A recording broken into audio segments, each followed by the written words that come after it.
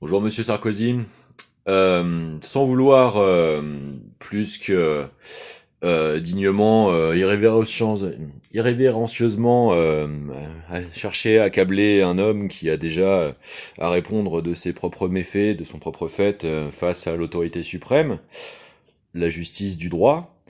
Euh, Il y a des éléments sémantiques qui, dans l'extension de la démarche que j'ai formulée ces derniers jours, hein, qui concernent les volets du différent qui nous opposent personnellement, en raison de ce que l'autoritarisme de certaines de vos politiques illégitimement abattues contre nos libertés fondamentales vont entraîner comme conséquence matérielle bel et bien existantes.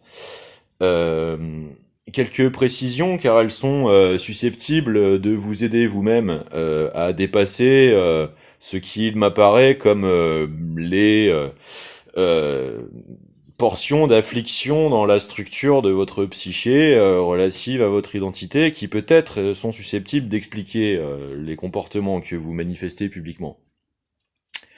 Premièrement, je ne crois pas que l'essentialisation d'une décision de justice soit caractérisable de haine.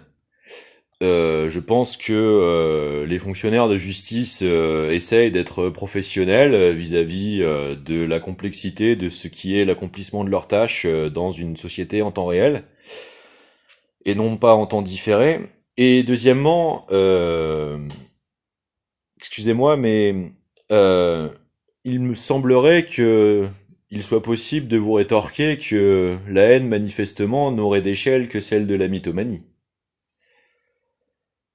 Puisque vous-même vous êtes pris en flagrant délit si l'on fait le décryptage analytique conséquent de l'intégralité de vos apparitions à l'image publique, automatiquement le constat d'une certaine propension chez vous au mensonge public, comme par exemple le fait que vous n'auriez jamais fumé ou bu un verre d'alcool de votre vie.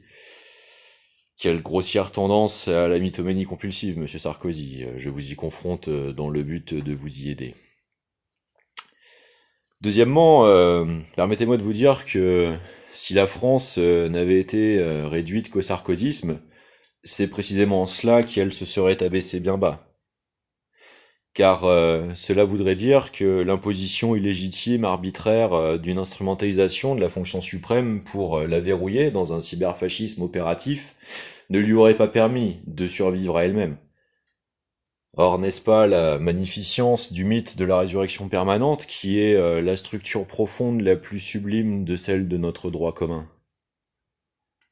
Sur ce, j'espère que ces quelques petites observations pourront aider vos méditations à sommeil reposé, car voyez-vous, ce n'est pas l'animosité qui m'anime, mais bel et bien une foi permanente dans celle du progrès collectif.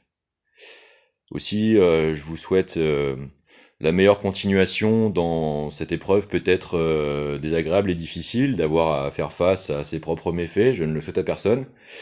Mais ce qui me mobilise d'autant plus, c'est la possibilité que chacun continue de pouvoir trouver le chemin de la vertu, d'une amélioration de ses facultés qui, pour moi, m'apparaissent souvent relatives à celles de leur apaisement.